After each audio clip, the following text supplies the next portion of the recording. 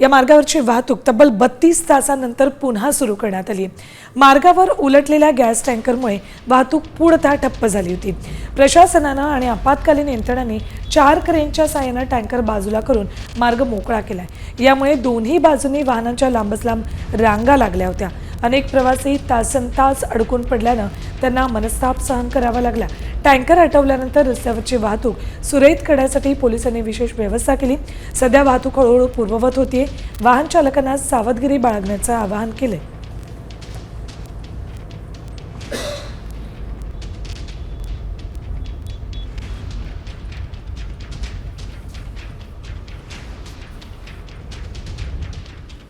तीन फेब्रुवारीला संध्याकाळी 5:30च्या दरम्यान गॅस टँकर उलटला।